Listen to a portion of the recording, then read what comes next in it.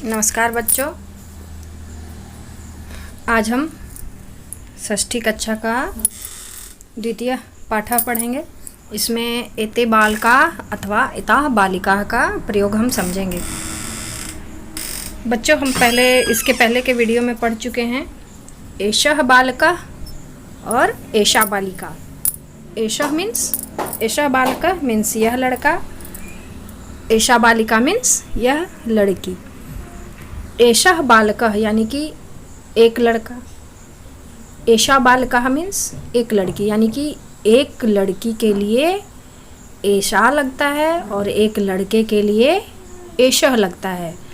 Means pulling अगर एक वचन हो तो एषः, स्त्रीलिंग अगर द्विवचन हो, स्त्रीलिंग अगर एक वचन हो तो एषा। इसी तरह आज हम पढ़ेंगे बहुवचन स्त्रीलिंग में क्या लगता है और बहुवचन पुल्लिंग के साथ क्या लगता है। जैसे कि आप इंग्लिश में पढ़ते हैं singular number, plural number, Hindi में भी एक वचन बहुवचन पढ़ते हैं। तो इसी तरह आज हम संस्कृत में एक वचन और बहुवचन के साथ प्रयोग होने वाले एते और एताः के बारे में पढ़ेंगे। आइए सबसे पहले हम चित्र में देखते हैं। पहले चित्र में बना हुआ है एक लड़का बैठ के किताब पढ़ रहा है। यहाँ क्या लिखा हुआ है? एषः बालकः, यह लड़का है। बालकः पठति, लड़का पढ़ रहा है। उसके नीचे के चित्र में देखते हैं एक लड़की पढ़ रही है। यहाँ क्या लिखा हुआ है? एषा बालिका, यह बालिका है। बालिका पठति, लड़की पढ़ रही है। अब हम दूसरे चित्रों में देखते हैं। दूसरे चित्र में क्या है? यहाँ 3 बच्चे बैठे हुए हैं, यानी कि यहाँ पे बच्चे कितने हैं? एक से ज़्यादा, बहुवचन में हैं बच्चे। तो बहुवचन जहाँ पुल्लिंग हो वहाँ एते का प्रयोग होता है। एते बालका, ये सभी लड़के हैं। बालका पठन्ति, लड़के पढ़ रहे हैं। अब बालका जहाँ पे मीन्स बच्चे अगर बहुवचन है तो उसके क्रिया में अंति लगता है। इसके पहले फिर से हम इसको देखते हैं। एषः बालका, यहाँ हम देख पा रहे हैं कि एक बच्चा है।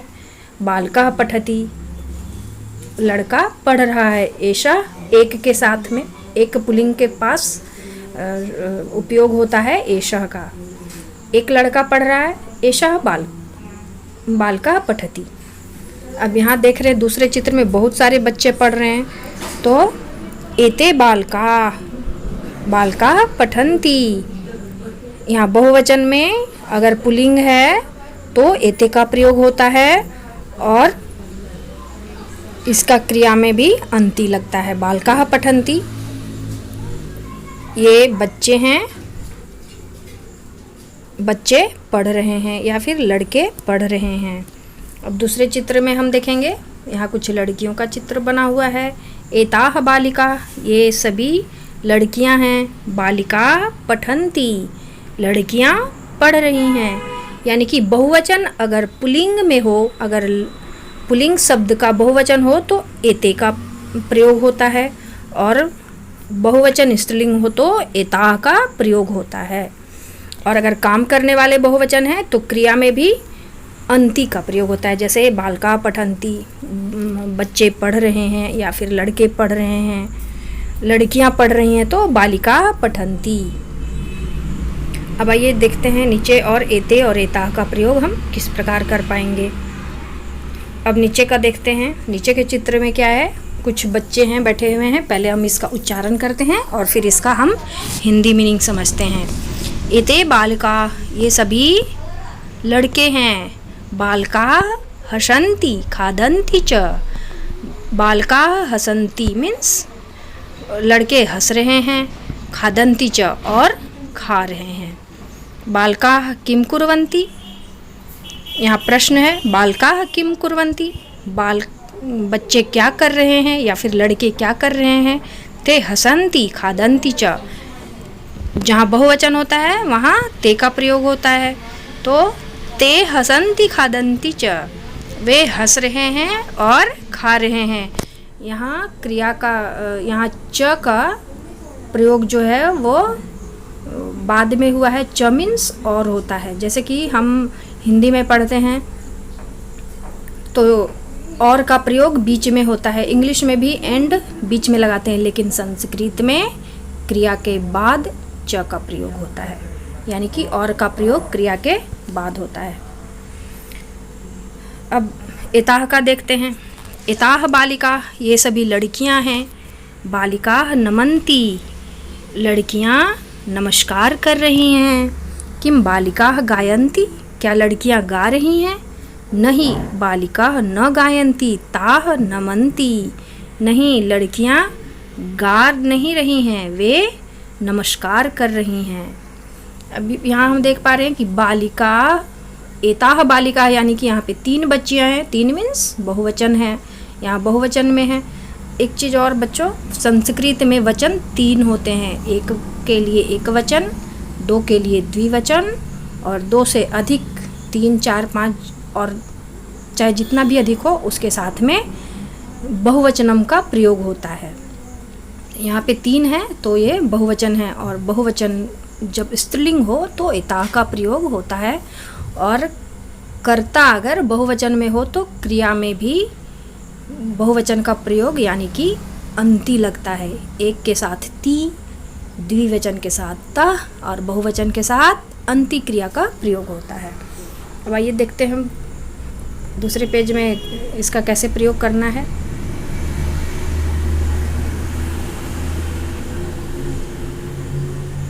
देखिए बच्चों, यहाँ पहले हम सबसे पहले चित्र देखते हैं।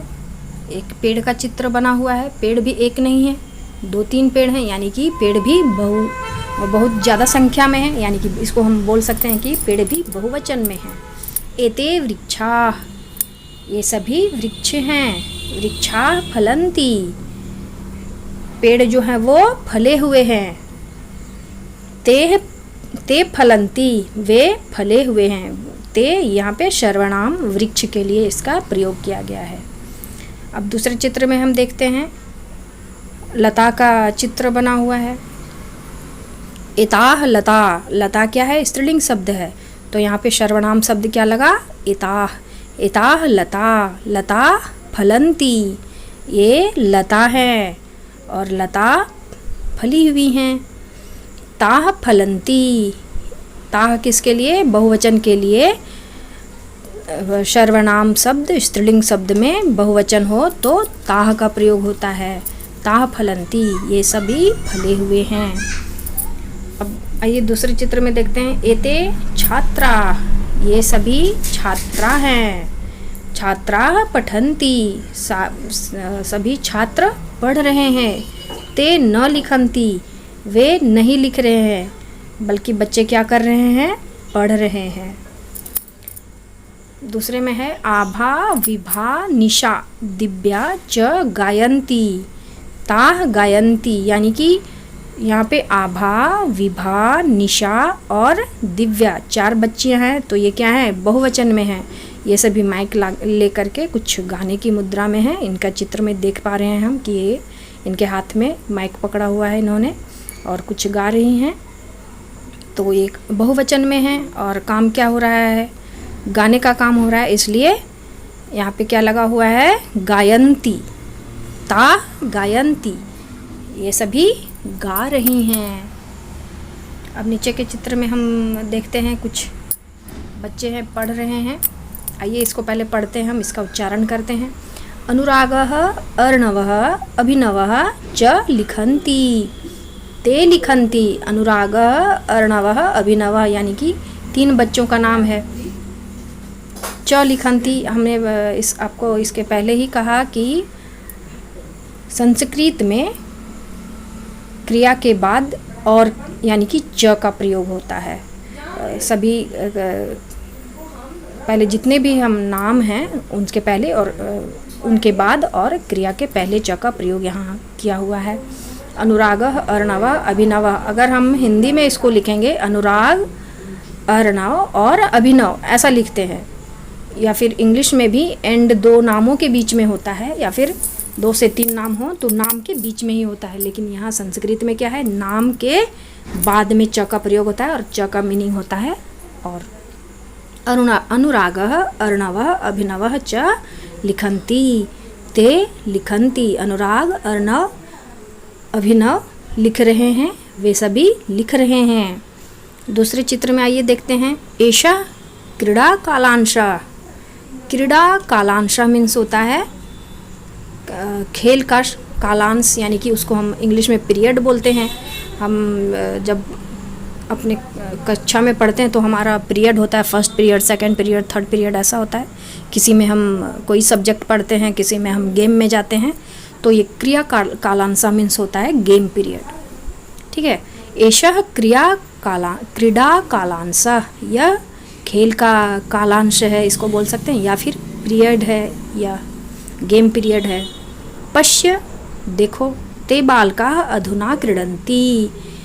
वे बालक मीन्स वे बच्चे, अधुना क्रीडन्ति अब खेल रहे हैं। अधुना मीन्स अब। एषः क्रीड़ा कालांशः, यह खेल का पीरियड है। पश्य देखो, ते बालका वे लड़के, अधुना क्रीडन्ति अब खेल रहे हैं। अब आइए दूसरे चित्र में देखते हैं। एते नर्तका, ये सभी नर्तक हैं। नर्तका नृत्यन्ति, नर्तक क्या कर रहे हैं, नाच रहे हैं। ते न गायन्ति, वे सभी गा नहीं रहे हैं, वे सभी क्या कर रहे हैं, नर्तक सब नाच रहे हैं। एताः गायिका, ये सब गायिका हैं। गायिका गायन्ति, गायिका क्या कर रही हैं, गा रही हैं। ताः न नृत्यन्ति, गायिका नाच नहीं रही हैं, वे सभी गा रही हैं।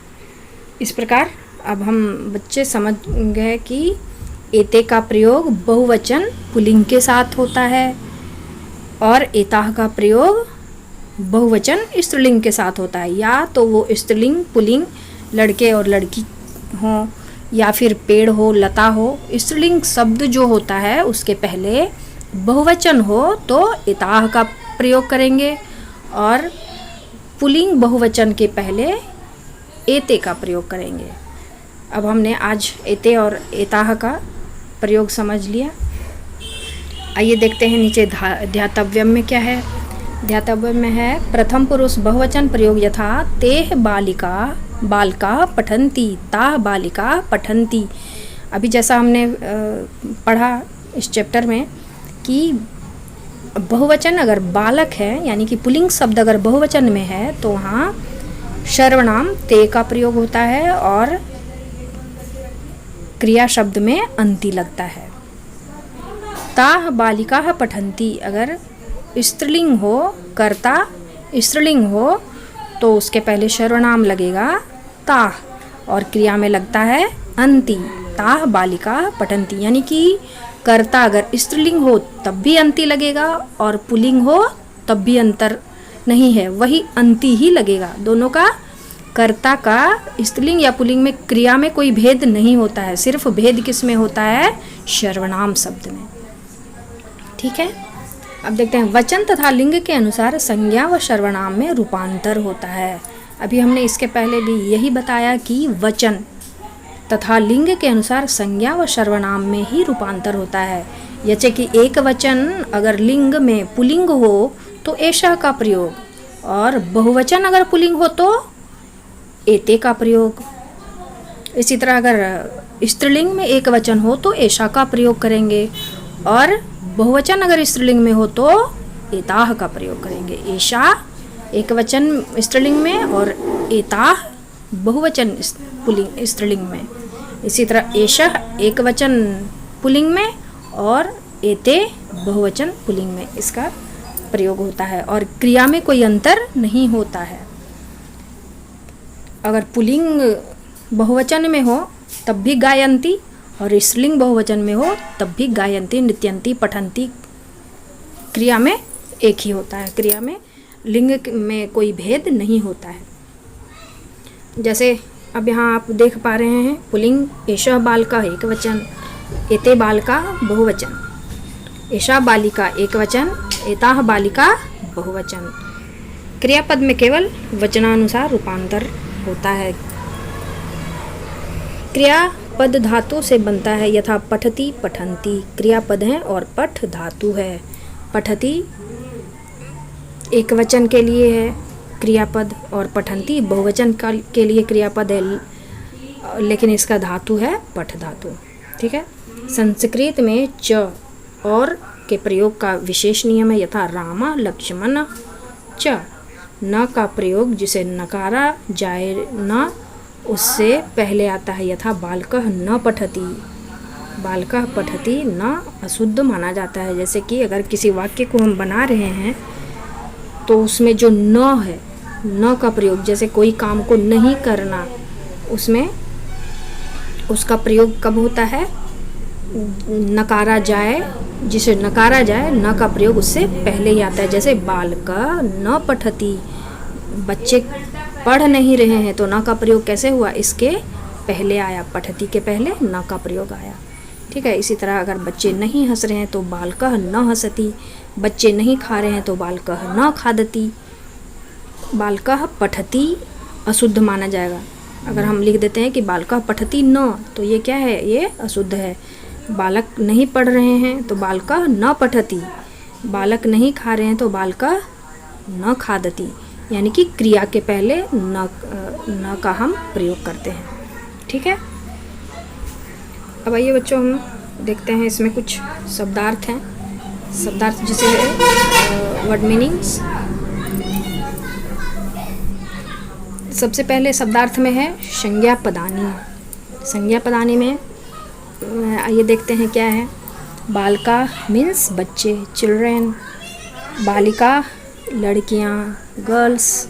वृक्षा पेड़, बहुवचन में ट्रीज। नर्तका नर्तक, बहुवचन में डांसर्स। गायिका गायिकाएं, सिंगर्स फीमेल। क्रीड़ा कालांश, खेल का कालांश, गेम्स पीरियड। लता बेलें, क्रीपर्स। अब ये संज्ञा पदानी हो गया। अब नीचे हम देखते हैं सर्वनाम पदानी। सर्वनाम पदानी में क्या है? एते, ये किसके लिए लगता है? पुल्लिंग के लिए। दिस मैस्कुलिन के लिए। एता, ये स्त्रीलिंग किसके लिए लगता है? दिस फेमिनिन जेंडर के लिए। ते वे पुल्लिंग के लिए। दे ता वे स्त्रीलिंग शब्द के लिए, यानी कि दे। अब क्रियापदानी कुर्वन्ति करते हैं या करती है, डू। हसन्ति हंसते हैं या फिर हंस रहे हैं, लाफ या फिर आर लाफिंग। नृत्यन्ति नाचते हैं, नाचती हैं, डांस। क्रीडन्ति खेलते हैं या खेलती हैं, प्ले। गायन्ति गाते हैं या गाती हैं, सिंग। पश्य देखो, यू सी यू लुक। अव्यय पदानी, इसमें कुछ अव्यय पदानी का भी प्रयोग हुआ है। जो पाठ को हमने पढ़ा है उसमें नहीं, नहीं ये क्या है? ये अव्यय पदानी है, अव्यय पद है, शब्द है। नहीं नहीं यानी कि नो, अधुना, अब, नाउ। इस तरह से बच्चों आज हमने एते और एता का प्रयोग सीखा। न का क्रिया के पहले अगर कोई भी नकारात्मक शब्द को हम जोड़ रहे हैं तो उसको क्रिया के पहले जोड़ेंगे। च को नाम के बाद में जोड़ेंगे। ठीक है। ये 2-3 चीज़ हमने आज के पाठ में पढ़ा। अब ये शब्द रूप को कैसे उच्चारण करना है, शब्दार्थ को कैसे उच्चारण करना है, ये हमने सीख लिया। अब थोड़ा इसको ध्यान से आप देखेंगे, इसको अच्छे से पढ़ेंगे तो संस्कृत के कुछ शब्द जिनका हिंदी और इंग्लिश हम नहीं जानते हैं उनको समझना हमारे लिए आसान हो जाएगा। धन्यवाद।